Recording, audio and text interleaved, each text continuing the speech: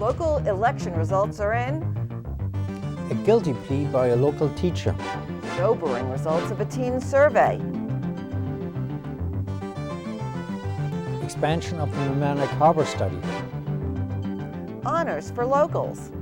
And a new look for Palmer Avenue. Those stories and more coming up on this edition of Larchmont Mamaroneck Community News.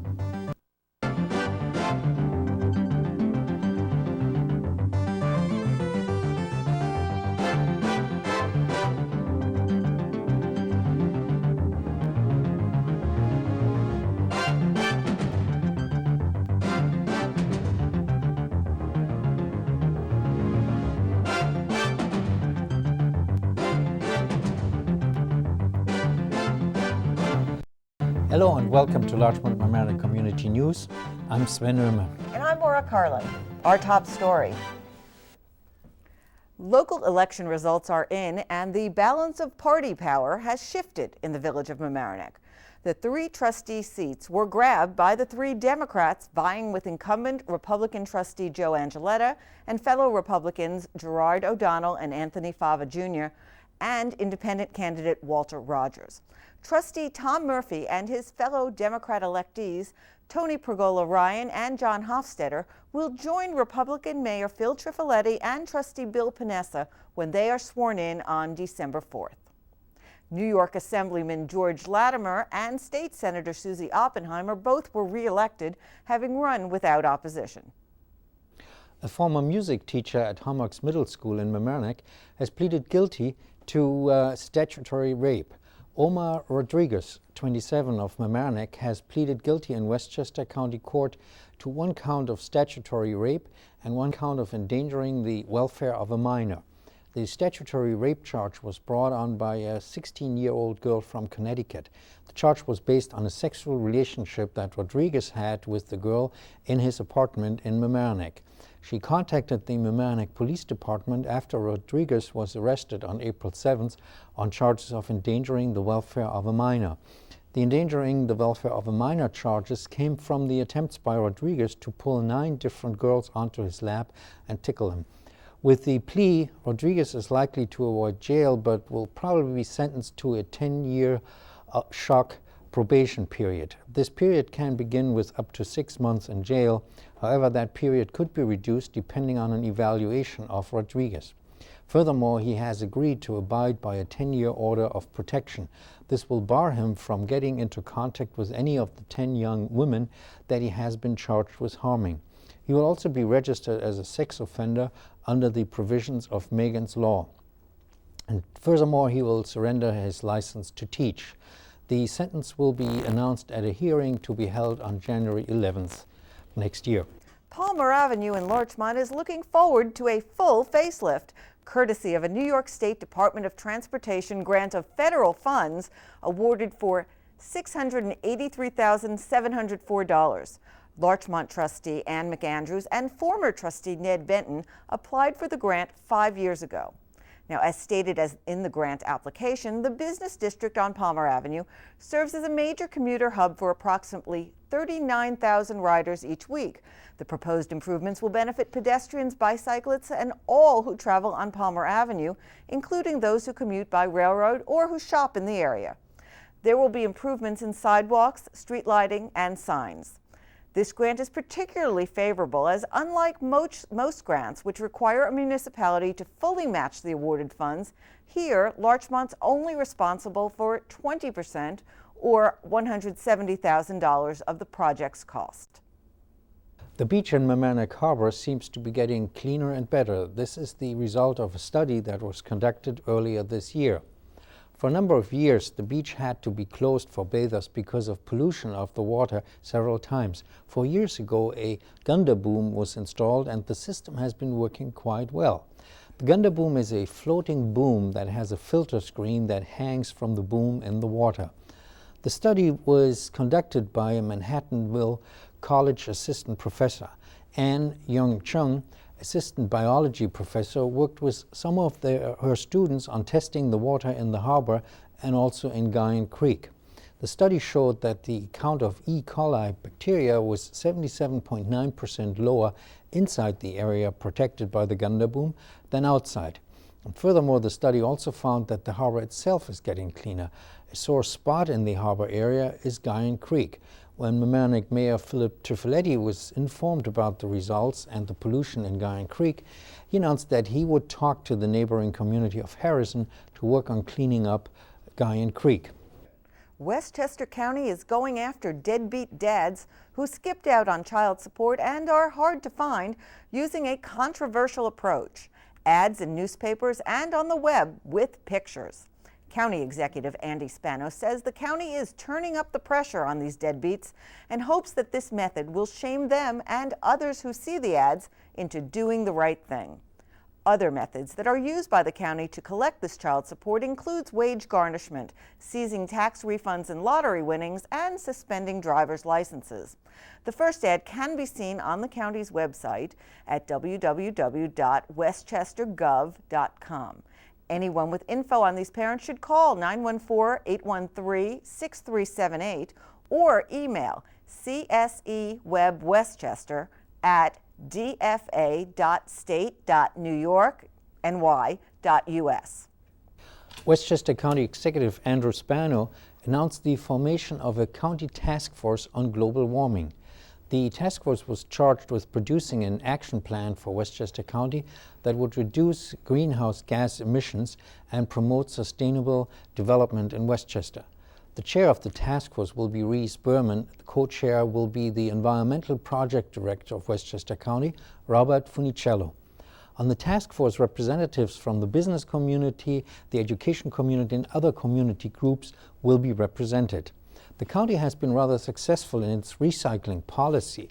It has exceeded the state's recycling goals of 40% for solid waste for 9 consecutive years, and has also been promoting the recycling of organic yard waste, used tires, and household hazardous waste. Sobering results of a local survey of teens about drug and alcohol use. Last April, a survey was given to random 6th, 7th, and 8th graders at Hommox Middle School and to all 10th and 12th grade classes at Mamaroneck High School. And it shows an increase in drug and alcohol use among Mamaroneck High School students since 2002, when the last survey was done. Almost 76% of seniors said that they had had alcohol within the last 30 days, which is up from 50% just 4 years ago and higher than the national average in 2005 of just under 49%. And among surveyed students, 44% of sophomores and 55% of seniors admitted to binge drinking, that is, 5 or more consecutive drinks, within the 2 weeks prior to filling out the survey. Use of cocaine and prescription tranquilizers and painkillers is up to 5% among seniors, which school officials believe is even higher now, 6 months after the survey. Local marijuana use is 38% for seniors, up from 22% 4 years ago, and 31% for sophomores, from 25%, and compared to the overall national decline to about 21%. The survey also looked at risk and protective factors, showing that the strongest ways to prevent teen drug and alcohol use in our area are school involvement and family support and attachment. Factors that increase the likelihood of drug and alcohol use locally are poor family supervision, peer rewards for antisocial behavior, and lax parental attitudes. In fact, there's a direct relationship between the increased use of alcohol and the declining perception of parental disapproval. Radar has put out a brochure to assist parents in setting limits, particularly as it relates to parties. Advice includes setting age-appropriate curfews, setting a good example yourselves, and setting strict guidelines when hosting a party, essentially a no-tolerance policy. You can access this information through the Mamaroneck School District website, www.mamkschools.org, and clicking on the link to Mamaroneck High School, and then following the link to district drug and alcohol programs. You also can expect to see more community-wide efforts to combat drug and alcohol use, including an upcoming program by the Larchmont Mamaroneck Community Counseling Center on how to stay connected with your teen, and a spring campaign called Parents Who Host Lose the Most. These events are part of a multi-year federal grant awarded Radar earlier this year. And of course, we'll keep you posted on all the upcoming events. Mamaroneck Town is currently preparing the 2006-2007 town budget. A public hearing is scheduled for December 6 at 8:15 p.m. in the courtroom of the Mamaroneck Town Center. The public is invited to attend. The budget will be adopted on December 20th during the town board meeting scheduled for 8:15 p.m. also in the courtroom of the Mamaroneck Town Center. Parking illegally in Larchmont is going to cost you more. Amy Schachtel has the details. Recently, the Larchmont Board of Trustees voted an increase in parking fines. The board doubled the fine for parking in a no parking zone from $25 to $50. Other parking violations, which include overtime street parking, expired inspection sticker, or late night parking, were not increased. The board is also working on a plan to create new parking areas, hopefully to make our shopping and commuting areas more accessible and desirable. For Larchmont Mamaroneck Community News, I'm Amy Schachtel. Another local appointed to a high position, and Larry Horowitz introduces us. The Anti-Defamation League announced the election of Glenn Louie as its next national chairman. Louie, a resident of Mamaroneck and a prominent lawyer, investment banker, and venture capitalist, has been actively involved with the ADL for more than 30 years. The Anti-Defamation League was founded in 1913 with its mission to, and I quote, stop by appeals to reason and conscience, and if necessary, by appeals to law, the defamation of the Jewish people. Its ultimate purpose is to secure justice and fair treatment to all citizens alike, and to put an end forever to unjust, unfair discrimination or ridicule of any sect or body of citizens, unquote. Mr. Louie, who has been part of the leadership of the ADL for nearly 20 years, has met with many world leaders as a member of the League's leadership delegation, which recently held a private audience with Pope Benedict XVI at the Vatican. The name Louie may sound familiar because Glenn's wife, Cheryl Louie, was mayor of Larchmont from 1992 to 2002. For Larchmont Mamaroneck Community News, I'm Larry Horowitz. What former Larchmont resident has been named head of a college? Larchmont Mamaroneck Community News reporter Amy Schachtel gives us a lesson. Catherine Bond Hill is the new president of Vassar College. She was inaugurated last month in a ceremony on the college campus in Poughkeepsie. She grew up in Larchmont and graduated from Mamaroneck High School in 1971. She finished Williams College in 1976, summa cum laude. She also earned a BA and MA degrees at Brasenose College, Oxford University, with first-class honors in politics, philosophy, and economics, plus a PhD in economics at Yale University. In what she has called one of the most transformative experiences of her life, Hill and her family, husband Kent, and 3 children, lived for 2 years in the Republic of Zambia, where she worked in the Ministry of Finance as an advisor for fiscal and trade policy. Hill served under the auspices of the Harvard Institute for International Development Project on Microeconomic Reform and has written widely from her experiences in Africa, including co-editing the books Promoting and Sustaining Economic Reform in Zambia and the widely reviewed Public Expenditure in Africa. Hill comes to Vassar from Williams College, where she was provost and professor of economics. As a noted economist, she has focused attention on the affordability of higher education and access to it, especially for lower-income students. We emailed some questions to President Hill, mainly about her years in our community, and we were told she had a busy travel schedule, and we have not yet received a reply. We wish her well and hope to hear from her soon. For Larchmont Mamaroneck Community News, I'm Amy Schachtel. A lot of words went to some local elementary schools. Glenna Gray books this story. The Elks Lodge number 1457 has donated 500 dictionaries to 3rd and 4th graders at the F.E. Bellows School and the Mamaroneck Avenue Elementary School. These paperback students' dictionaries include not only the usual meanings of words, but the Declaration of Independence, the Constitution, biography of United States presidents, the planets, sign language, Braille, and the longest word in the world. Congratulations to the Elks for their interest in the children of our town. For Larchmont Mamaroneck Community News, I'm Glenna Gray. Getting older isn't always bad. Larry Horowitz tells of a runner for whom age was an advantage in the New York City Marathon.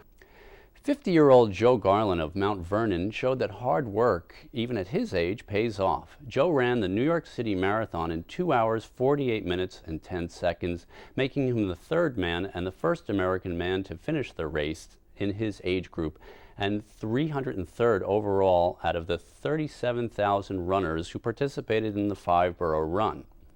Carlin, who is a member of the Larchmont Mamaroneck-based Sound Shore Runners and Multisport Club, turned 50 on October 14th.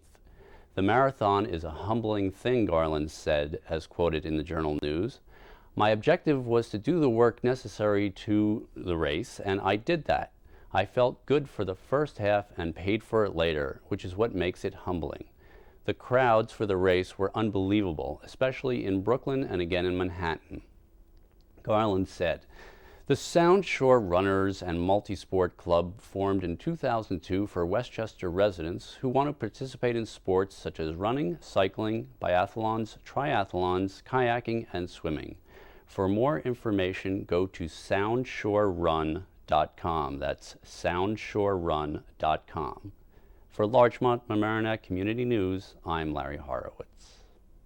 Glenna Gray is here with the Real Estate Corner. Welcome to the Real Estate Corner. Today we will look at a broader view of real estate beyond our town of Mamaroneck. Inventories for housing of all types in Westchester has risen by double-digit percentages, while the number of sales has fallen. Sales of houses in Westchester fell by 20.5% for the third quarter of the year. Some people are still waiting. These people may think there's going to be a better deal just around the corner. According to the Multiple Listing Service, the fourth quarter may show the first real year-to-year decrease in the median and mean sale prices of single-family homes in Westchester since 1990 and 1991. In our area of the town of Mamaroneck, there are 113 single-family houses for sale, from 449,000 to 25 million. For condos, there are 18 available, starting at $275,000 to $825,000. Co-ops, there are 53 available, starting at $125,000 to $750,000. And multiple family houses, there are 13 available. They start at $499,000 through $899,000. For Larchmont Mamaroneck Community News, I'm Glenna Gray.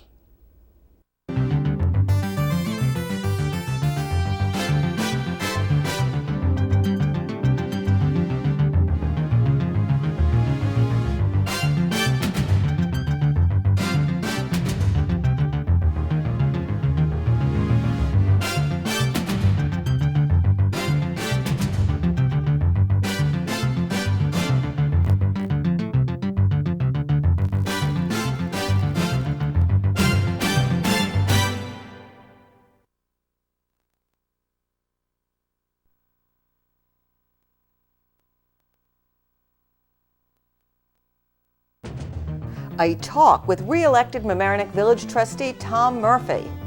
Budget, tax, and building news. Oh my. An update on the Kemper Memorial relocation. And the search for playing fields. Triathletes raising big bucks for charity. And honors for a local environmental center. Those stories and more coming up on this edition of Larchmont Mamaroneck Community News.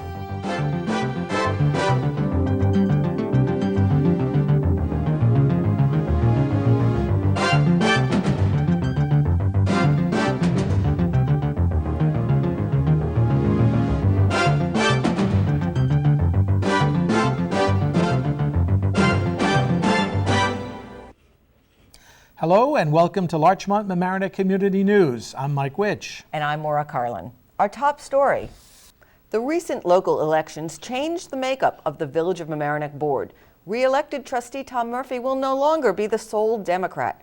He stopped by our studio to discuss the election and the agenda. Congratulations on the big victory. Thank you, Maura. Thanks for having me. Now, that election night, a lot of the country was voting against Bush and went Democratic. Yeah. I take it that that had nothing to do with the Democrats taking the trustee seats in the Village of Mamaroneck. No, I think in local elections, the voters are discerning enough that when they go down the ballot, they pick and choose. And you can see, from the results, people bouncing around. Because if that were the case, all the Democrats would have the same number of votes as all the Republicans. And voters are smarter than we give them credit for. They bounce around and they pick and choose who they like. So what was it this time around that caused such a, it's changed the composition of the board? Yes, I think there was a number of things. I think some of it was the tenor of the board. People thought that the board as it was comprised was too confrontational. Starting too many fights, too many lawsuits. It was too much of a me against them attitude, especially with our neighboring communities. Did you hear people saying they didn't like coming home and seeing themselves on local news? Yes. Because that happened a lot in the last year. They didn't like seeing themselves in a newspaper in a negative light. They didn't like seeing, a feeling that there was stuff going on in Mamaroneck that was out of control. Our biggest investments, most of our biggest investments, particularly mine, is my home. That's the largest single asset I'll ever have. And my home value is tied to the reputation of my community. And we all love Mamaroneck. Mamaroneck's a great place to live. But when you continuously open the paper and see nothing but negative stories, it has an effect upon people outside the community's perception of the community. And that's what we're trying to change. Okay, so you and your fellow electees, Tony Tony Pergola-Ryan and John Hofstadter. You get sworn in early December, right? December 4th. Okay. What's first on your agenda? Well, I think one of the first things that we can do right away is establish a moratorium on development. Development was a big issue, when and where to develop in the Village of Mamaroneck. We want to establish a moratorium to not allow development more than 6 units before, we establish where that should be. Okay, so development is day laborers on the list of things to handle. We're waiting for a decision on a day labor case. What about hiring a new village attorney? Is that going to be one of the issues? There are going to be changes in the legal department. The mayor appoints the village attorney, but there's going to be changes in how we deal with that. And we're going to try and work toward hiring a new village attorney who works directly for the taxpayers of the Village of Mamaroneck. Okay, well, we look forward to seeing what happens in the future, and I hope you and the whole board comes in and talks to us. And thank you for always being there for us and giving us this outlet. Our pleasure. Thank you. The proposed 2007 Westchester County budget is nearly $1.7 billion and would raise taxes 3.98%. This increase is a little lower than the 2006 budget and below the current 4.1% inflation rate. Expenditure growth countywide is only 3.2%. The remaining increase is due to a loss of mortgage tax revenues from a stalled real estate market. The proposed budget has County Executive Andy Spano singing its praises. As quoted in the Journal News, Spano says this is probably one of the most comfortable budgets he's proposed, and it is a good budget and keeps us in great shape. If you want to see the budget, you can check it out online at www.westchestergov.com. It's budget time in our area, and the residents of the Rye Neck section of Mamaroneck are likely to face an increase of their taxes of 3.3%. That is the tax rate that the board of the town of Rye is currently discussing. The town's proposed $3.8 million budget calls for a spending boost in 2007 of $235,000 over last year. Most of that money is going to go to an increase in utility rates and salaries for employees. The town board also wants to insert a new budget line in the budget, which will be for capital expenses for capital projects. Town Supervisor Robert Morabito still hopes that he can reduce the increase in the property tax to close to zero once the United Hospital Medical Center bankruptcy proceedings are completed. He was quoted in the Journal News as saying, "The hospital owes the town a significant amount of money in unpaid taxes." A public hearing of the tentative budget is scheduled for December 10th, and the final budget must be adopted by December 20th. Day laborers have been front page news locally and nationally, and prominent in the debate has been the Larchmont Mamaroneck Hispanic Resource Center. Director Mariana Boneo updated me on the lawsuit and controversy, as well as the activities of the center.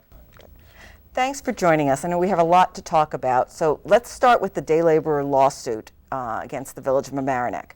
Has there been a decision? I know you finished the trial. Is there a decision?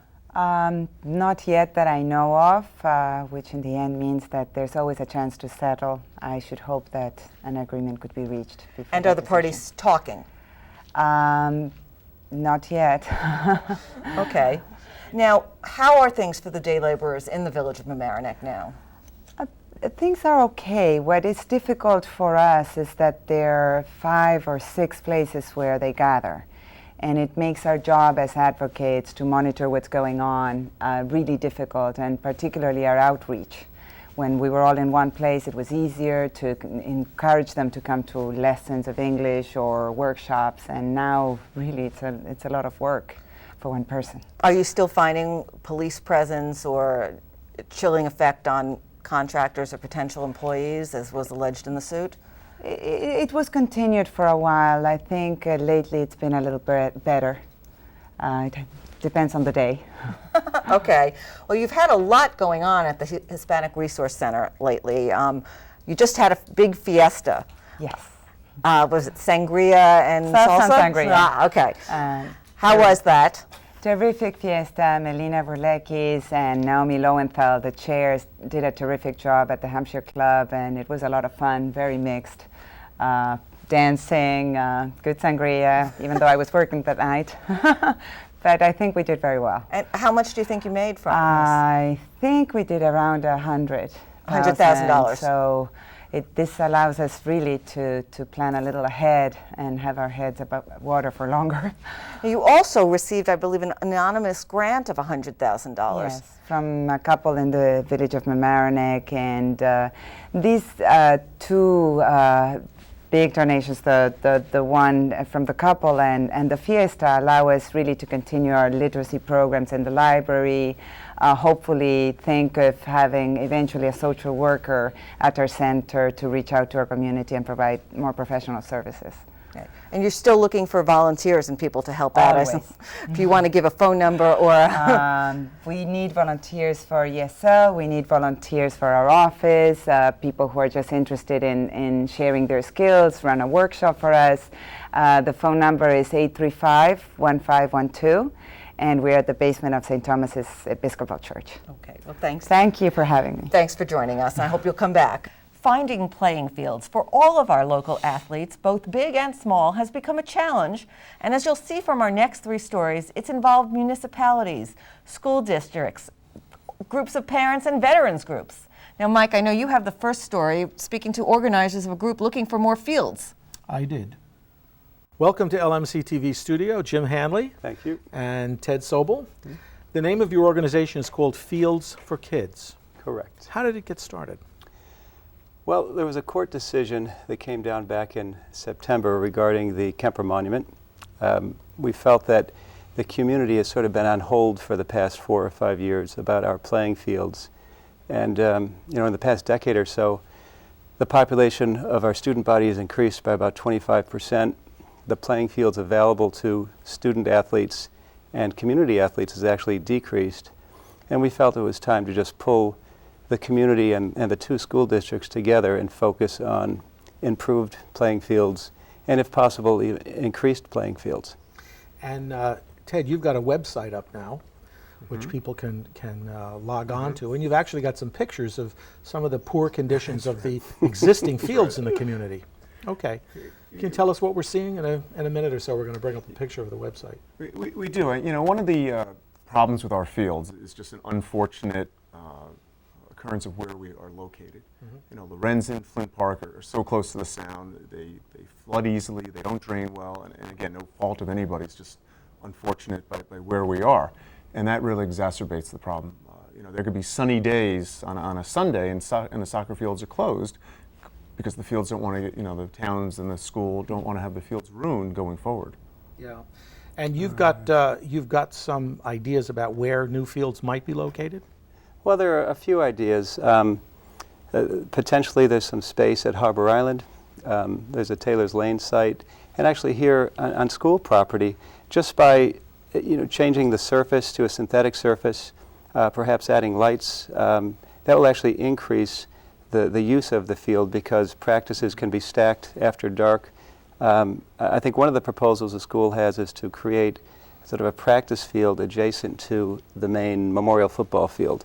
And I think if the municipalities and the school district continue to study the use of their property, I think that they're going to find additional playing fields. So your focus is to bring people together apart from dividing them, fighting for land or monuments, and in the case that got you started. Exactly. Absolutely. We're one community. And the school district sort of encircles the community, but the village of Larchmont, village of Mamaroneck, town of Mamaroneck, we're all connected. Some people talk about that field the field area in Rhinebeck as inappropriate for development. Is that what you've discovered?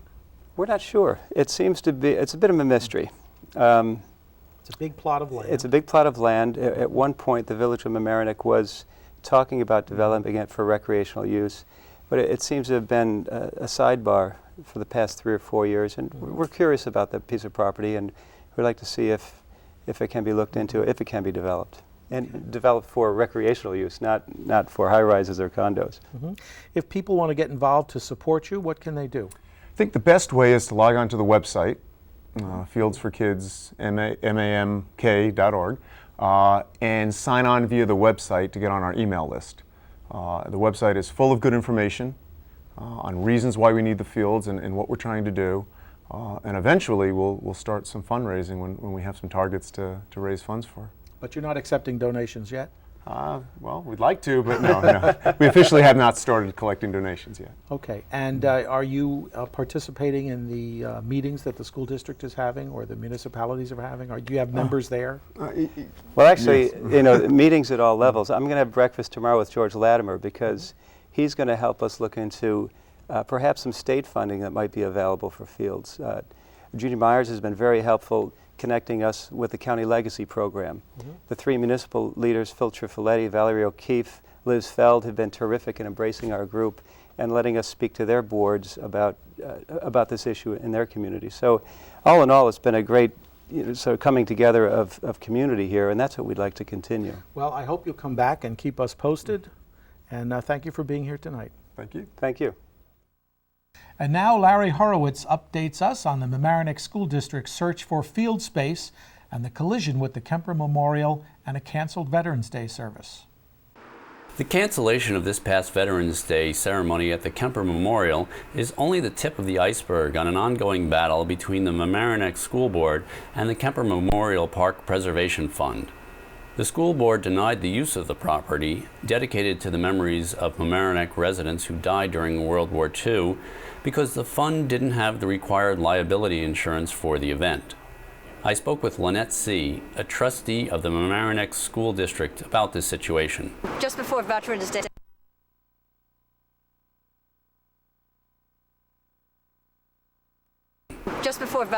we were approached by the Kemper Memorial Fund to use our property, the Kemper Park, to hold a ceremony.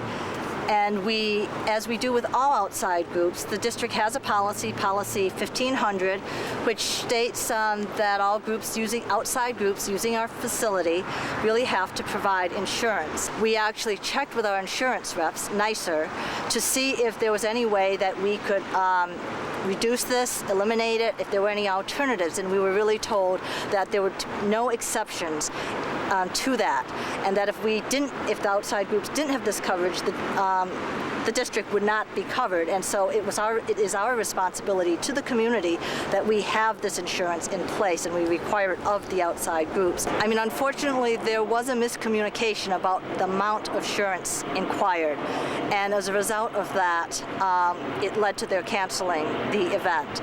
And we're very sorry about that. We have apologized, and we really hope that in the future that we will be able to accommodate them, and we've already been talking to them about how this can be done. In past years, actually, what has really happened, let's say on Veterans Day, is small, 1, 2 people, 3 people, private groups, not groups really, but a few folks have just come by to pay their respects, say some prayers, just contemplate. And that has been fine as it continues to be fine. Individuals are welcome on our property.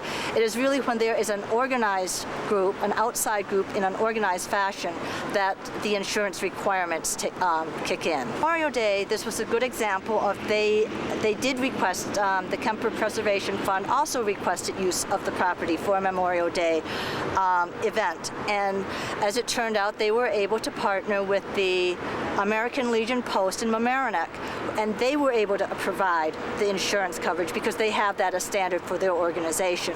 And in fact, this time for Veterans Day, we did encourage this group to, again, partner with another group so that the insurance could be provided and that they could use our facilities, because, that was our intention all along, to certainly allow them and welcome them on their facilities. But Jan Northrup, president of the Kemper Memorial Park Preservation Fund, whose group wanted to hold the ceremony, says that the amount of insurance wasn't the issue. The point was that the American Legion, it wasn't their ceremony, so their insurance carrier might have balked at that and said, wait a minute, you're having a ceremony at 11 a.m., this isn't your gig and we're not going to cover it. Beyond that, I felt personally that that was very inappropriate to ask the American Legion to cover a ceremony that's honoring them, because if something should happen, their premiums would skyrocket. Right. So they would be penalized. Now, maybe we could have asked the mobile gas station to apply there. We were the ones doing it. We were the ones that wanted to get credit for it. We were the ones that wanted to sponsor it. We were perfectly willing to co-sponsor with the school district, or even have the school district do it and we would do all the work. That would have been fine, but that was my first request and that was denied, that they wouldn't co-sponsor the event or even sponsor the event. We are in a litigious society.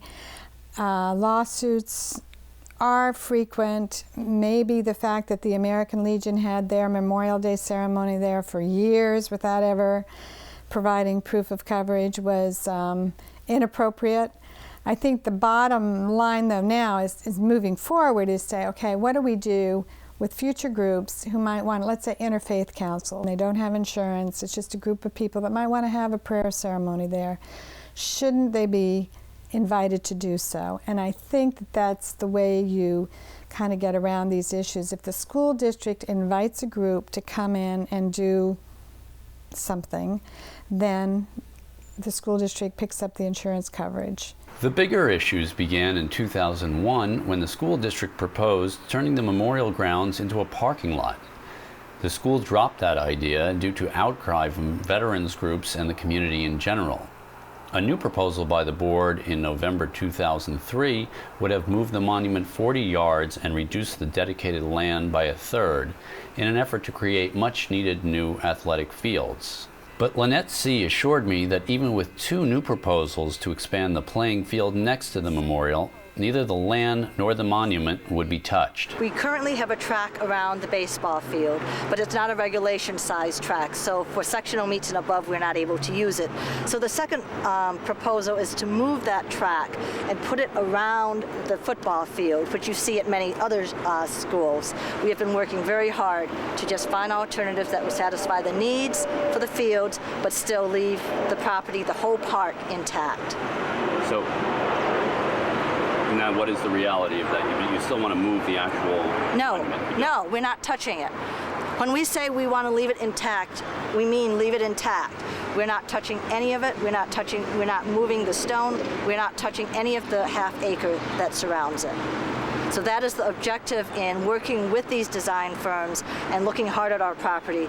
We understand that this has been a really topic of high emotions for the community, and our priority now is to find a way with turf and with lights and working with the municipalities to find an alternative to that initial plan that would leave the monument and the whole park area, that just under half an acre, intact. At this point in time, you're happy with what you're hearing from the school board?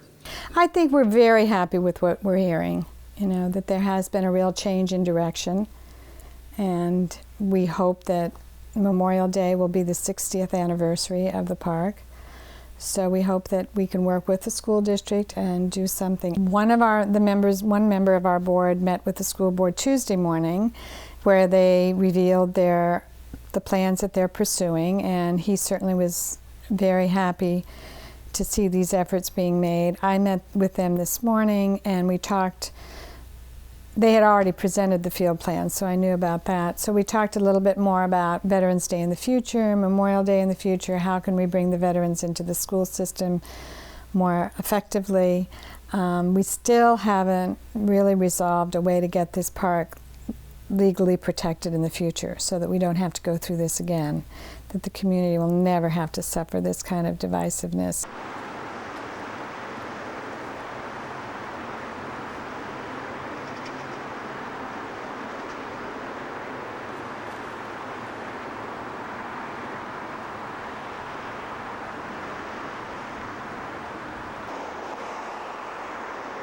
For Larchmont Mamaroneck Community TV News, I'm Larry Horowitz.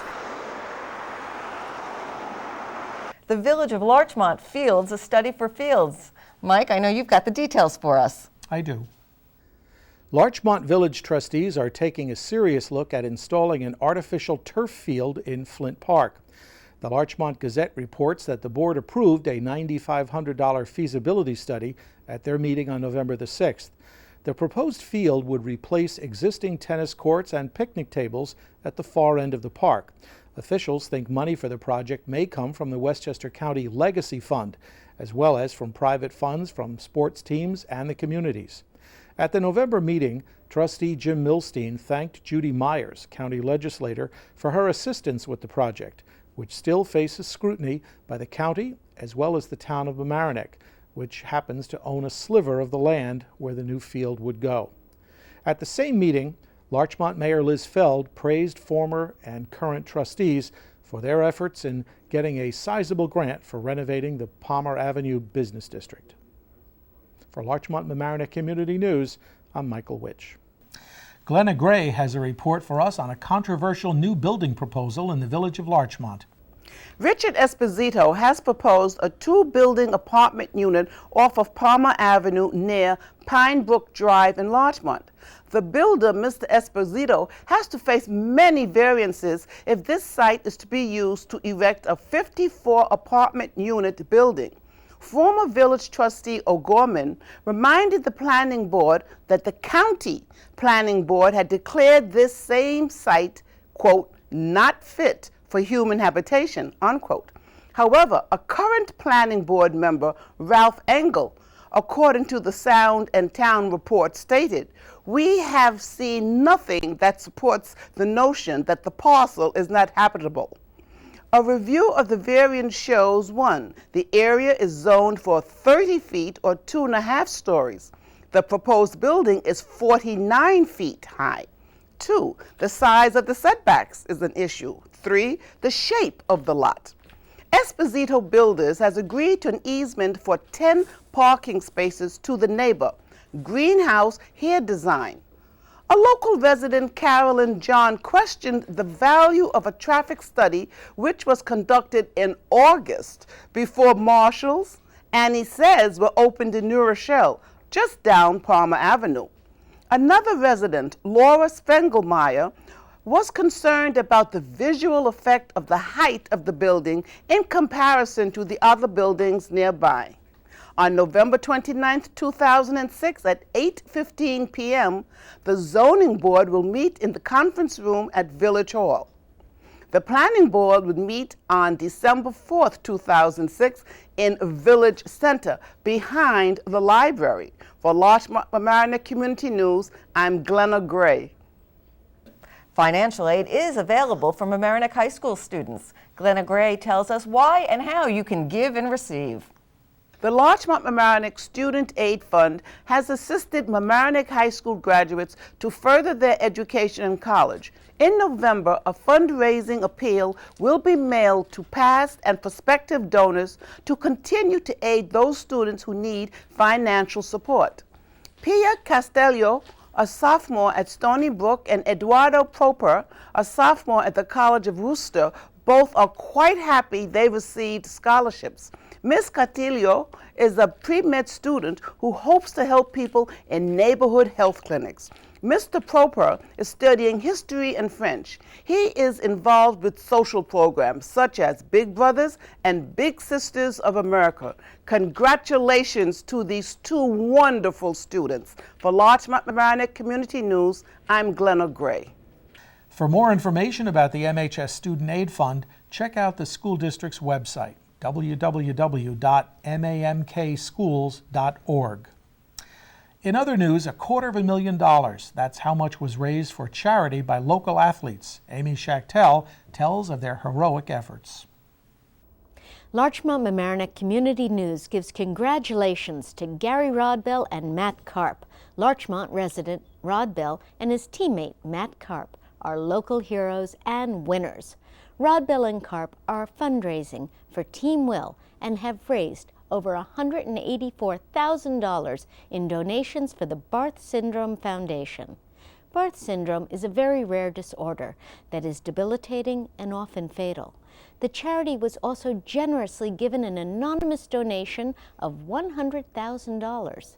Team Will is named in honor of Will McCarty, a Larchmont resident who suffers from Barth syndrome. Will McCarty earned another $10,000 from the Janus Corporation, making this entire donation $294,000. The Janus Corporation is also known for sponsoring the Janus Charity Challenge, the Florida Ironman contest, which consists of swimming 2.4 miles, biking 112 miles, and a 26-mile marathon run. Rodbell, at 53 years old, came in second in biking in 2006, a personal victory considering that in September of 2005, while training on his bike, Mr. Rodbell was seriously hurt when struck by a car, hit and thrown over 40 feet. Rodbell broke his shoulder, fractured 3 ribs, and suffered injuries to his face, needing 500 stitches. Amazingly, he was on his bike in 1 week's time, and as if he hadn't endured enough, this Ironman took a spill at the airport, and in spite of all his misfortunes, Rodbell raced and completed cycling in a new personal best time of 15 hours and 51 minutes. And now, I'd like to share a quote sent to Steve McCarty.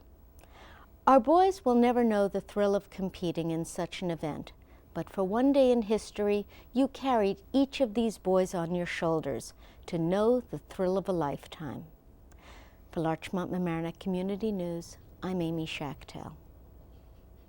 Honors for a local environmental center. Glenna Gray has details. Congratulations to the Sheldrake Center. Executive Director Maria Venenzia finds it is a pleasure to head this environmental organization in Mamaroneck. Over the years, the Sheldrake Center has educated and involved all age groups in understanding the ecology and importance of natural resources. The neighborhood ecological utopia was recognized by the Westchester chapter of the New York League of Conservation Voters with an environmental award. Sheldrake consists of 60 acres of land and water with miles of paths through woods and alongside the reservoir and Gold Life Pond. For Larchmont Mamaroneck Community News, I'm Glenna Gray. And that's it for this week's edition of Larchmont Mamaroneck Community News. If you'd like to see this show again, you can. It's on every weekday night at 7 p.m. We record one show each week. It's replayed on this channel, Channel 75 LMC-TV. Thanks again for watching Larchmont Mamaroneck Community News. I'm Mike Witch. And I'm Maura Carlin. Happy Thanksgiving.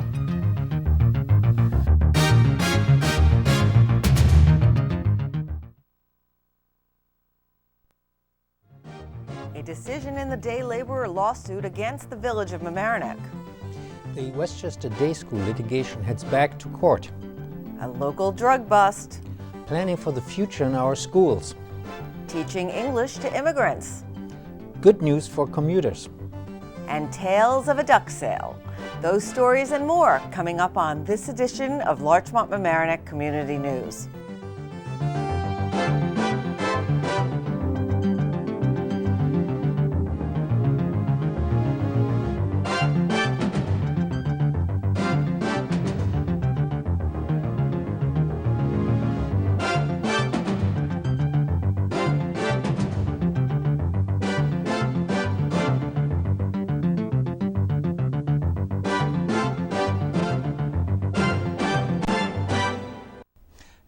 welcome to Larchmont Mamaroneck Community News. I'm Sven Oehme.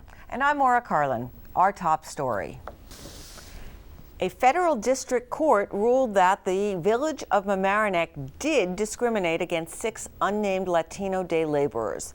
In a 72-page opinion, federal district judge Carlin found that following the Mamaroneck Village Board's decision to close the hiring site in Columbus Park earlier this year, police applied a virtual zero-tolerance policy to contractors seeking employees near the park while not issuing tickets to parents dropping off children at nearby daycare centers or schools. It also talked about a pattern of racial discrimination and dismissed as specious defense arguments that increased law enforcement was a response to complaints of public urination and other quality of life issues. According to the decision, official police records showed no citizen complaints, and the number of day laborers gathering in the park was no different than in prior years. At a press conference on November 27th to discuss the court ruling, a disappointed village mayor, Phil Trifoletti, disputed many of these findings and repeatedly detailed the village's efforts over the last few years to work with the Hispanic community. Together with the Hispanic Resource Center, I established a task force and an outreach program that met to discuss various issues pertaining to day laborers in the village. The culmination of these efforts was the establishment of a day labor hiring site in Columbus Park. The village police conducted police outreach meetings, providing the Latino community with a forum to discuss its concerns and issues directly with the village police. In addition, I attended as many meetings as possible of the Larchmont Mamaroneck Summit, a group of residents from Larchmont, the village of Mamaroneck, and the town of Mamaroneck. It deals with issues of the day laborers and Latinos. To be told now, after years of working with and assisting the Hispanic community, that the village acted improperly and intentionally discriminated against 6 individuals is greatly disheartening. Kevin Plunkett, the attorney for the village in this matter, disagreed with the bulk of the court's decision, but did find bright spots in the ruling. We are pleased that Judge McMahon upheld the village's de-designation of the hiring site, which was done this past January in 2006. The village, in an attempt to accommodate the numerous day laborers assembling in the village, in conjunction with the Larchmont Mamaroneck Hispanic Resource Center, set up an informal gathering site in 2004. Judge McMahon agreed with the village that such a site is not required by law and one cannot be mandated by the court. And this ruling, we submit, affects all municipalities and communities in our country. Plunkett said that he believed an appeal would be successful, but stressed that no determination had yet been made as to whether the village would appeal, in part because the judge had not yet ruled on remedies, and also because within the next week the composition of the board would change following the recent election results. Mayor Trifoletti also spoke about why the case did not settle before trial, and blamed it on unreasonable requests by the Hispanic Resource Center. Those requests were that the village pay the attorney's fees for the John Does and sign a written agreement outlining special treatment for the day laborers, neither of which would be agreed to by the village. Following the decision, Judge McMahon gave the parties until early December to settle in lieu of a decision on remedies, but did indicate that she would extend the time if both sides agreed. Director of the Hispanic Resource Center, Mariana Boneo, still hopes the issues can be resolved, though she was quite pleased with the decision. The ruling of the judge was a very important gain in terms of all persons in the country, relating that they are to be treated equally. If you look at the Constitution, it's not about citizens, it's about people, and everybody has the right to be treated the same way. At the November 27th Mamaroneck Village Board meeting, the board unanimously voted to add another $500,000 to its legal budget to cover the attorney's fees. This allocation is on top of the nearly $500,000 already budgeted for fiscal 2006-07, which runs through May. The funds will come from the village's surplus account and will leave a balance of about $1.4 million. Another village case heads back to court. On December 1st, the village of Mamaroneck and the Westchester Day School once again face off in court over the proposed school building expansion.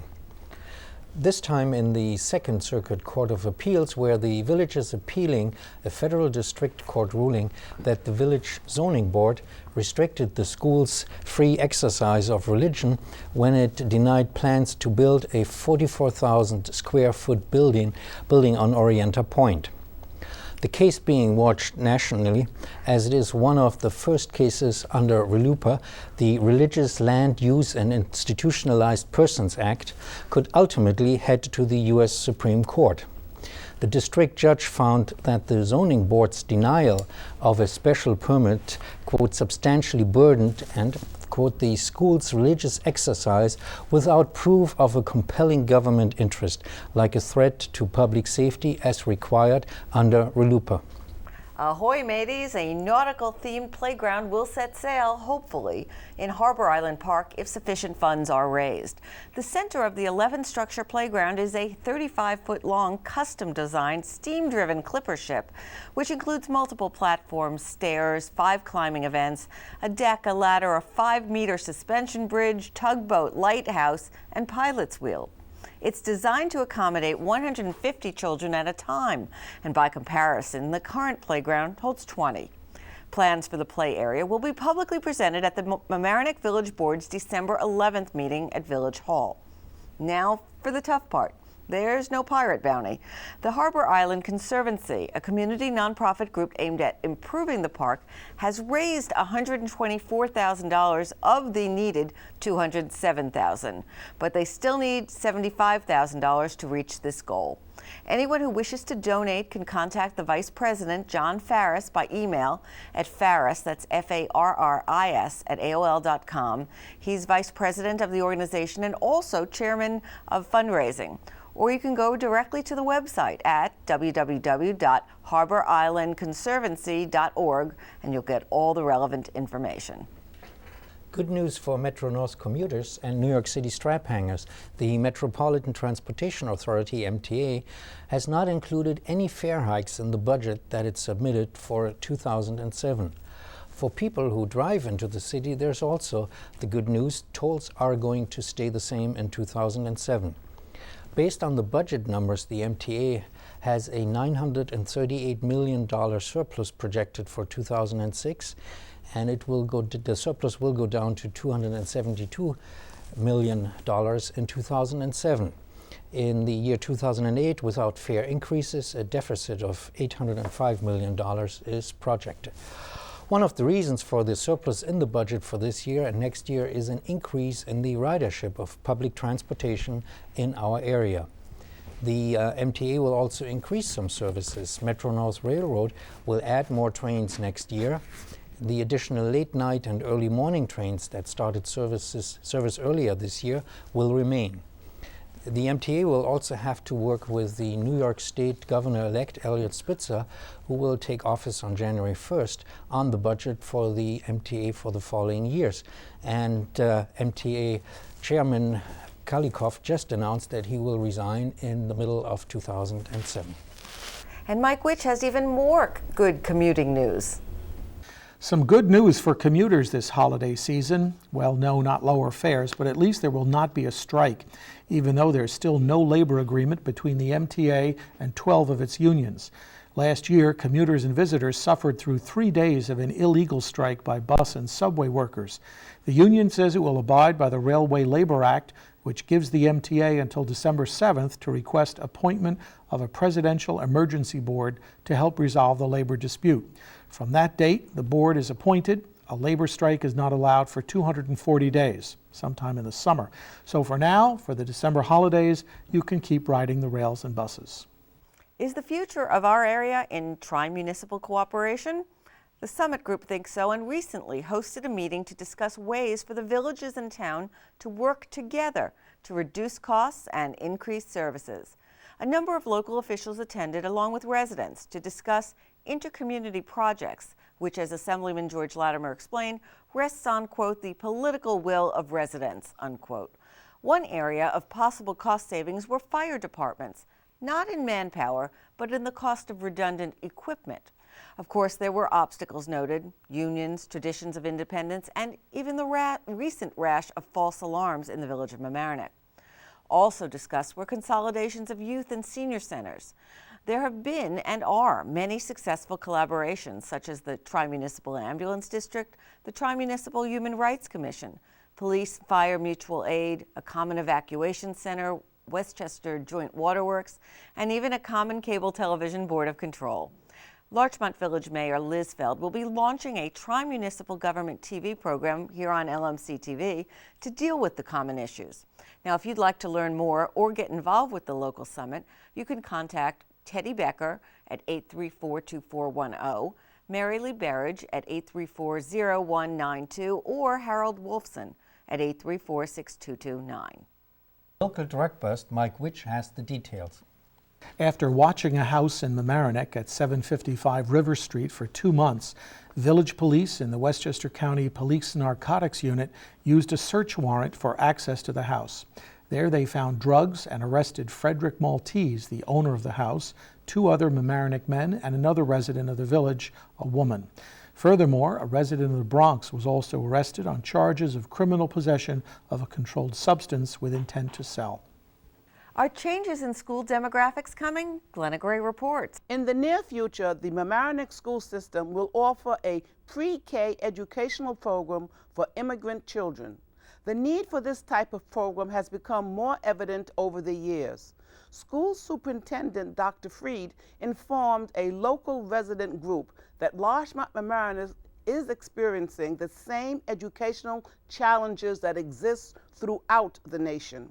He believes the housing pattern has held back the growth of immigrants into this community. The school community recognizes that when many immigrant children enter the schools, they are behind other students to the degree there is an achievement gap. The Mamaroneck Schools Foundation and other private citizens will help to fund this program. Kudos to you, Mamaroneck. For Larchmont Mamaroneck Community News, I'm Glenna Gray. Amy Schachtel tells us of a wonderful program to help immigrants. Welcome to LMC tonight. Thank you. Joan Gottesman, Michael Miller. I'm very pleased to have you as my guest. Joan, you're doing something very interesting with an ESL Learning Center, from what I understand. Can you tell me a little bit about it? Yes. The Hispanic Resource Center has an ESL program. ESL stands for English as a Second Language, and the program is designed to help members of the community improve their English or learn English if they really have very little of it. Is this a new program? Yes, it's a great program. It started over the summer, and we've had tremendous success with it. We had probably 40 students on some nights during the summer, and volunteers have been increasing and wonderful dealing with all the new students and helping them. Well, you mentioned volunteer, and we have Michael Miller here. And Michael, I understand that you're a volunteer there. Yes, I am. And how did that come about? Well, one day my mom got an email from someone from the WJC Temple and said, Michael, would you like to volunteer and teach English to Spanish-speaking people? And I was like, sounds great to me. And how long have you been learning Spanish? Since 7th grade, so I guess that's 5 years now. That's great. And so helping, it's children and adults? Mostly adults. We've had some children, but mainly we teach adults general grammar, vocab. It's great. That's terrific. And where is the class located? Where do you do this? The classes are held in the Hispanic Resource Center, which is located in the basement of St. Thomas Church. It's located at 168 West Boston Post Road in Mamaroneck. It's very close to Fenimore in the harbor. Joan, if people would like to contact you, if they want to become part of this program, how do they go about doing that? They can walk in because the center is staffed during the day, right, or they can call. The number they would call is 835-1512. They can either leave a message if no one is there, or there are bilingual receptionists who they can talk to and get information about the program from. Well, Joan, Michael has told us how he became a volunteer there. What if there are other people that would like to volunteer for you as well? We would love to have more people volunteer. Whoever is interested, we're really happy to have them. They don't need to have any experience. We train them. They can call the same number. And that number again is? 835-1512. Okay. Thank you, Michael. I appreciate what you're doing. And thank you, Thanks Joan, very much. Forecasting changes in the schools leads to planning. Mike Witch reports. The Mamaroneck School District has released a preliminary 5-year maintenance plan that could cost taxpayers up to $50 million. Topping the list with a price tag of $8 million is a new heating system for the Horowitz Middle School. The district's building committee has been working for more than a year with Land Associates, their engineering consultant, to review the entire 1 million square feet of school property and buildings, some of which are more than 100 years old. The 5-year plan is required by the State Education Department. Other big-ticket items include a boiler upgrade at Central, new roofs at Chatsworth and the high school, and bathroom renovations at Chatsworth, Murray, and the high school. Chatsworth also has a problem with rust that will cost just over $200,000 to repair. All buildings will need repairs to their exteriors and surrounding grounds, say the district. At Horowitz, the sidewalks need work costing $196,000, and parking lot repairs will cost an estimated $580,000. School Board trustee Rick Marsico, who's the liaison to the building committee, says other items may still be added to the plan at a later time. And he said that urgent repairs that cannot wait for the next bond issue will be included in next year's school budget. One of those urgent items may be repairs or replacement of the Horowitz boilers, which were described as ready to fail at any time. The Board of Education will determine the items to include in a bond to be presented to the voters, probably in the 2007-2008 school year. In addition to needing repairs, the Building Committee also discussed the construction of a corridor at Mamaroneck Avenue School to connect the upper floors of its 2 older buildings. That will cost an estimated $3 million. Right now, the only connection between the 2 3-story buildings is on the first floor. You may remember that that corridor was included in the almost $50 million construction bond approved by voters 5 years ago. But plans change, and funds for the connecting corridor will likely be included in the next bond proposal. In other school business, Mamaroneck Superintendent Paul Freed reported enrollment projections were too low for this year's kindergarten classes. The district's demographer had predicted 362 students, but 428 children are enrolled. The largest increases were at Central and Mamaroneck Avenue schools. Other elementary grades throughout the district showed only a modest increase over expectations. Both the middle and high school numbers were very close to the estimates. Dr. Freed also reported on the work that the district's Space Committee has been doing to deal with the anticipated growth in the student population over the next 5 to 10 years. Murray Avenue School, for example, may outgrow its classroom space. Already, the PTA there is worried that common spaces like the gym, cafeteria, or music and art rooms may have to be converted to classrooms as the student population increases. A full report, including revised demographic estimates and recommendations for solving specific space problems, will be presented to the school board at a public meeting early next year. Reporting for Larchmont Mamaroneck Community News, I'm Mike Witch. Here was a way you can help others during the holiday season is Larry Horowitz. It's a giving time of year, and don't forget to give blood. Our community is making it easy with 2 upcoming blood drives. On December 7th, the Town of Mamaroneck Fire Department will hold a drive at its Weaver Street Firehouse from 5 to 8 p.m. And on December 9th, during the Village of Mamaroneck Chamber of Commerce Holiday Walk, the Chamber, along with the New York Blood Center, will be drawing blood donations from 12 to 4 p.m. on Mamaroneck Avenue near CVS. For more information, you can call Tracy Fiore or Jamie Zanni at 381-3201 or by email at fiorepilates@yahoo.com. For Larchmont Mamaroneck Community News, I'm Larry Horowitz. Listen up if you plan to park or go to the post office in Larchmont. Glenna Gray tells us some changes you need to know about. The Larchmont Post Office has changed their hours. The windows are now opened at 10 a.m. However, There will be automated machines that can weigh mail and print out the postage. If you use this service, you must use a credit card or a debit card. The supervisor of the post office states the post office is short of manpower and they are not hiring any more clerks. The lobby is open 24 hours for those people who wish to use these automated machines any time of the day. For Larchmont Mamaroneck Community News, I'm Glenna Gray. If you were in Larchmont this summer or fall, you couldn't miss them or quacking up. What happened to those ducks? Mike Witch knows how they were hunted down for a good cause. The Larchmont Historical Society raised $42,000 by auctioning off a flock of giant painted ducks at the Larchmont Shore Club back on November 18th. It was their 25th anniversary gala, but their first ever duck sale. The project began in February under the leadership of Colette Rodbell and Lauren Gottfried. As reported in the Larchmont Gazette, the 4-foot-tall fiberglass figures were transformed by local artists and sponsors. Each duck was decorated in a theme that evoked Larchmont's cultural, municipal, athletic, or environmental heritage. By July, 23 decorated ducks with names like Please Don't Eat the Daisies Duck, or Victorian Duckupage, or All Ducked Out. They were on exhibit, installed throughout Larchmont's Palmer and Post business districts. The auction bidding was described as hot.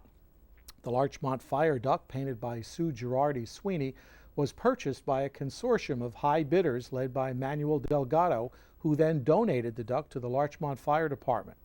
The most intense bidding, reports the Gazette, was over Red Bridge Duck by Dr. Luis Del Gurcio. Larchmonter David Criss and former Larchmont trustee Chris Verney battled it out as the auctioneer goaded them on. Mr. Verney eventually got the duck.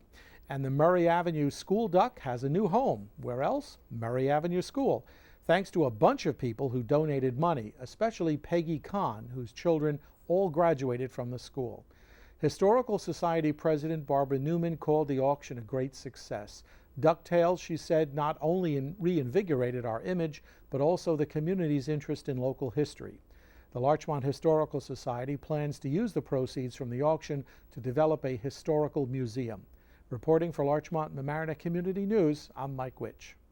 That's it for this week's edition of Larchmont Mamaroneck Community News. If you want to see this news show again, you can. It's on every weekday night at 7 p.m. We record one show each week, and it's replayed on this channel, LMC-TV channel 75. Or if you want to request to see it, you can. Call LMC-TV after 4 in the afternoon during the week at 698-6808 and ask to see the news show.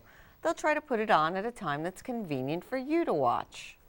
And this reminder, this news program is an all-volunteer effort, and we could use a few more volunteers either behind the scenes or as a reporter, or maybe you'd like to shoot video. Whatever the case, we need you. In short, if you want to volunteer to help us put this program on, we've got something for you to do. Stop by some Thursday night in the LMC-TV studios and see how we do what we do. The LMC-TV studios are in the Mamaroneck High School, the Palmer Avenue side, just up the stairs across from the landmark Walter's hot dog stand. We get things started around 7 p.m. and we would love to see you.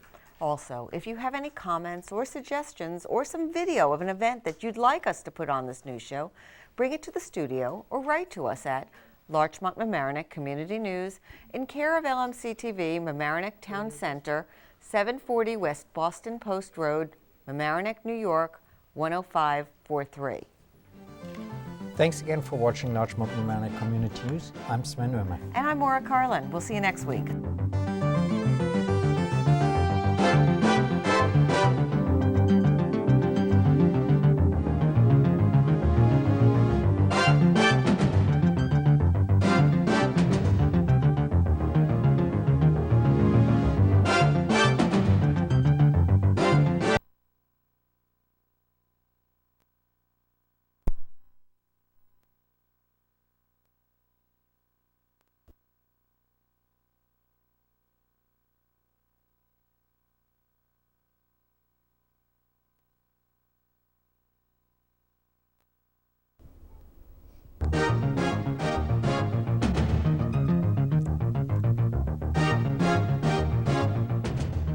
a massage parlor bust in Larchmont. Up, up, up go the taxes for the county. And the town of Mamaroneck. New Rochelle mayor talks development with Larchmont and Mamaroneck. Jews throw a Christmas party in the community. Infants and toddlers may now go to school. And more honors for the Capote film crew. Those stories and more coming up on this edition of Larchmont Mamaroneck Community News.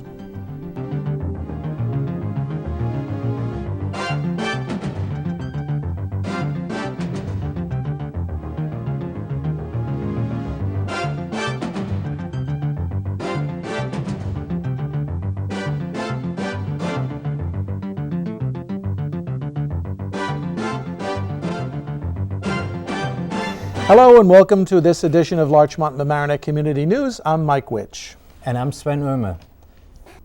The Westchester County budget was adopted earlier this month. The budget calls for an increase of the tax levy of 3.5%. The total budget is $1.7 billion. Westchester County Board voted in favor by the Democratic majority of 11-6 votes to adopt the budget. There's some good news for parents of children who are in subsidized childcare institutions. They will have to pay less. $1.5 million will be used to support scholarships for low-income families. So-called community contract agencies will get a 7.5% increase. 77 new positions will be added under the new budget, and this will include 41 positions in child welfare services and a dozen positions in the public safety department. The Republican minority was not happy with the result of the budget approval process. Minority Leader George Orris, a Republican representing Cortland, was quoted in the Journal News, quote, "The tax hike still exceeds the consumer price index increase for the metropolitan New York City area," end of quote. He said that the average family paid about $1,300 more in county property taxes now than in 1999. The town of Mamaroneck is also looking at an increase in taxes. Based on the preliminary 2007 budget, expenditures will go up almost $1.2 million, or 4.4%. That raises taxes, however, 5.3%.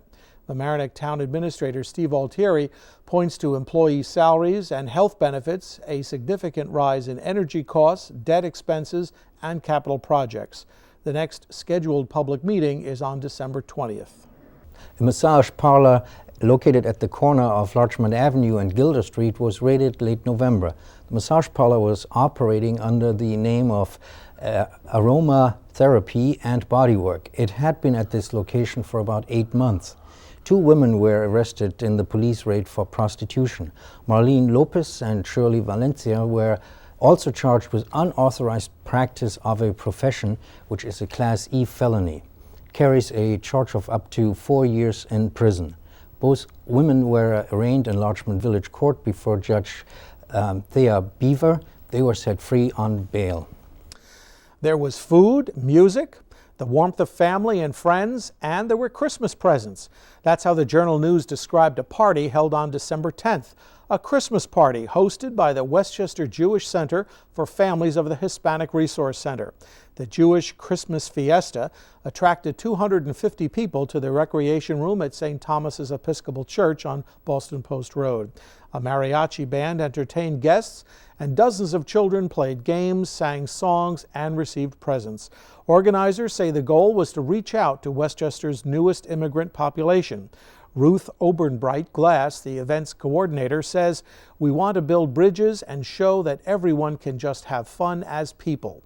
The synagogue has been putting on the party for 3 years, and it's become more popular each year. Many young people from the synagogue helped give out gifts. John Gitlitz, president of the Hispanic Resource Center, said it all. The symbolism of a Jewish synagogue throwing a Hispanic Christmas party at an Episcopal church is what this country is all about. I love it, he said. Some major changes are on the horizon for sewer bills in Westchester. Currently, each of the 13 sewer districts operates independently and is responsible for its own operations, maintenance, and also capital improvement costs. Starting next year, this will change. The Westchester County Board of Legislators approved a proposal last week by a vote of 13-4 in favor of changing this. According to the proponent of the adopted proposal, Majority Leader Martin Rogowski, a Democrat representing Harrison, this is done to create greater fairness to taxpayers in Westchester County. The taxpayers will now pay sewer bills that will be very similar throughout the county. At the moment, differences between the sewer bills are very high. Customers in one district may pay a lot more than customers in another district.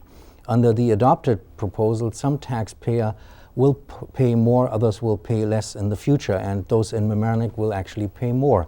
But this is only the first round of changes. Rogowski now wants to move on with an even larger issue. He wants to create a unified county sewer district. The issue here is that the sewer districts serving the coastal communities on Long Island Sound and the Hudson River may face much higher expenses than those that serve districts that don't have a coastline. According to him, the benefits of the more expensive facilities along the coastline in the end benefit all residents of the county. According to him, he and Jody Myers, who is a Democrat on the Board of Legislators representing Mamaroneck, want to propose a state bill on the county's 2007 wish list that would create a unified sewer district for Westchester County. However, there is a legal issue here. The county attorney's office seems to think that the proposed sewer district for all of Westchester County may be a violation of the public benefits doctrine in the law. It focuses on the issue whether all residents of the county can be made to pay for benefits that will only serve taxpayers who live in a different area of the county. Mamaroneck Town Supervisor Valerie O'Keefe, who's also Vice President of the county's Municipal Officials Association, has asked the legislators to delay any decision that the county board might want to take until her group has had a chance to study the issue more. She has also suggested that any changes should perhaps be phased in over a period of time, and we will certainly continue to follow this story as it develops over the next couple of months. When does an avocation become an occupation and literally has your wheels spinning? Well, Amy Schachtel spins this story. Larchmont has a brand new spin on a great fitness exercise. Lori Parkinson of Larchmont has just opened her own studio called L-Train, located at 2005 Palmer Avenue. Lori Parkinson has designed a gym to meet the needs of Larchmont residents who want great cardio training in an environment specifically conceived by Miss Parkinson, a cycling enthusiast since her teen years.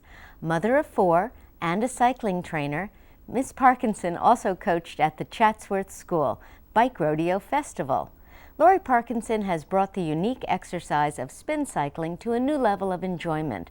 Her gym has music chosen for incentive and energy. While you spin to the music, you cycle your way to cardio health. The bikes may be stationary, but the miles you travel will be most beneficial. Lori has spun up a new exercise program to stay fit and have fun. And she says, and I quote, "There's no other exercise where you can get a good cardio workout. Anyone can try it and not feel intimidated," end of quote. Once again, her gym is called L-Train at 2005 Palmer Avenue. So now you can spin out and stay in control. For Larchmont Mamaroneck Community News, I'm Amy Schachtel. A star-studded cast of Westchester residents will be honored at a cinema soiree scheduled for February 10th next year. It will benefit the Picture House, a nonprofit organization formed to renovate and restore the historic Pelham Picture House movie theater as a 3-screen, state-of-the-art film center. The MC will be Peter Travers, senior editor and film critic for Rolling Stone magazine. The event will honor several current and former Westchester residents, actress Glenn Close, the Capote writing and directing team of Dan Futterman and Bennett Miller, and Forrest Gump producer Steve Tisch. While the event is 2 months away, you'd better order tickets now, judging from last year's sellout. Honorary chairs for this year's event are actor Matt Dillon, whose talent, by the way, was discovered during his middle school years at the Homicks, and actress Isabella Rossellini. The awards ceremony will take place at the Rye Town Hilton in Rye, New York. The Picture House aims to become a local movie theater showing independent feature films, foreign films, classics, documentaries, and shorts. For example, it recently hosted the 6th annual Westchester Italian Film Festival with guest Isabella Rossellini and previewed Running with Scissors with lead actor Joseph Cross as guest. To purchase tickets for the February 10th gala or for more information, you can contact the benefit office. Their phone number is 834-2868, or you can visit their website, thepicturehouse.org. Amy Schachtel teaches us about a new language program for infants and toddlers. Coming to the Mamaroneck schools, the Small Treasures Early Learning Program for children from birth through 3 years old. The program will be a drop-in center housed in the Mamaroneck Avenue School. Sessions will be held on Tuesdays, Wednesdays, and Thursdays for 45 to 60 minutes, and you must sign up in advance. The Small Treasures program is made possible by two very generous benefactors in the community in partnership with the Mamaroneck Avenue School. The staff will consist of a family specialist, an educational specialist, and a teacher aide, all of whom will be bilingual. The principal of Mamaroneck Avenue School, Carrie Oehme, is excited about this program. She believes it will bring more language into homes, encouraging parents and caregivers to read and talk more with young children. And when those children enter school, Oehme says they will have a stronger background, stronger knowledge of books and literacy. You can find out more about the Small Treasures program at an open house to be held on December 19th at 1:30 in the afternoon at the Mamaroneck Avenue School. For Larchmont-Mamaroneck Community News, I'm Amy Schachtel. And that's it for this week's edition of Larchmont-Mamaroneck Community News.